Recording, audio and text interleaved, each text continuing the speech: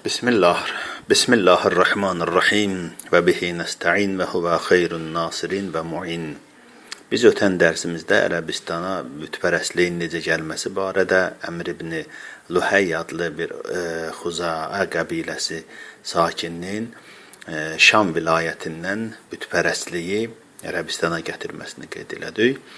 Və bu barədə mötəbər hədis kitabları Sirətun Nəbəviyyə, Əl-Kamilu fit-Tarix, Tarixi Təbəri kimi kitablarda müxtəlif versiyalarda yazılır.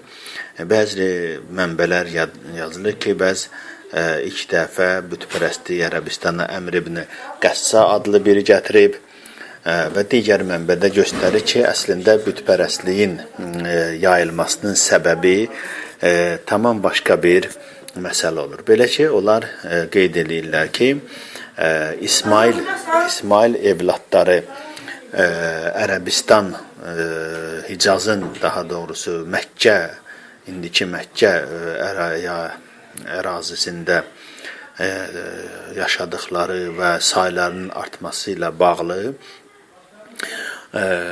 nəsillər, yəni törəmələrdən ibarət hissə-hissə Məkkəni tərk etməyə başladılar. Belə ki, Məkkənin durumu, ab-havası, şəraiti o çoxluğun orada yaşamasına imkan yaratmadığı üçün İsmail oğulları müxtəlif istiqamətlərə Məkkəni tərk etməyə başlayırlar. Və bu köç dövründə də hər bir İsmail evladından olan nəsl Məkkədən təbərrük olaraq bir parça Kəbə evindən daş götürür və məskunlaşdığı yerdə həmən o daşları Kəbənin simvolu olaraq ortaya qoyur, onun başına təvaf məqsədi ilə dövrə vururdular və beləliklə bu daşlara olan ehtiram yavaş-yavaş təzimə çevrilir və bu təzim artıq ibadətə çevrilir. Və beləliklə müxtəlif səhrada yaşayan bu İsmail oğulları, hansı ki o daşın mahiyyətindən xəbəri var idi, o nəsil aradan gedəndən sonra yeni nəsil artıq onun mahiyyəti barədə bir o qədər xəbərləri olmadıqdan daşın məbud olduğunu, nəinki Kəbənin simvolu kimi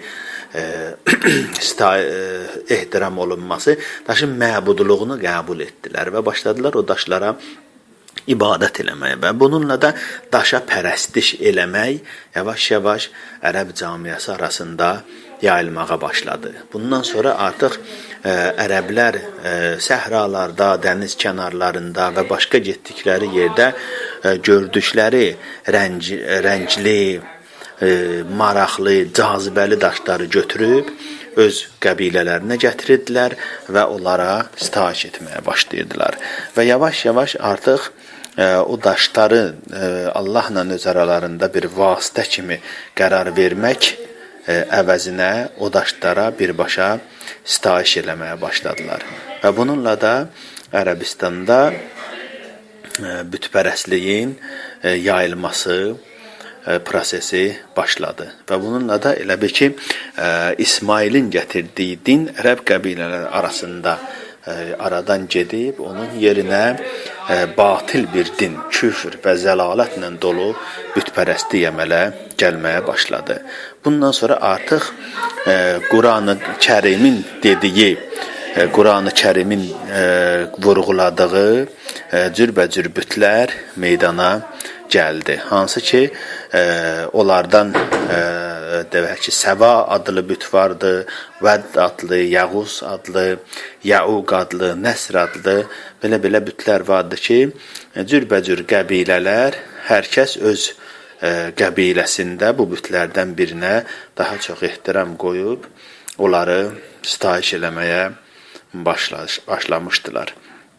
Və bu bütpərəstlik də öz-özlüyündə cürbəcür belə deyək, dırnaqarası dəyərlər də təqdim eləməyə başlamışdı. Belə ki, məsələn, bütpərəstlərin ideologiyasına görə qadınların heç bir hüququnun olmaması, əsirlərin heç bir hüququnun olmaması, adam öldürməyin, müharibələrin və s. bu kimi zəlalət və cinayət işlərinin dəyər kimi qəbul olunması ənənəsi bütpərəstlər arasında geniş yayılmağa başladı ki, bu barədə də növbəti bəhsimizdə biz geniş söhbət açacağıq. Vəssalamu aleykum və rəhmətullah.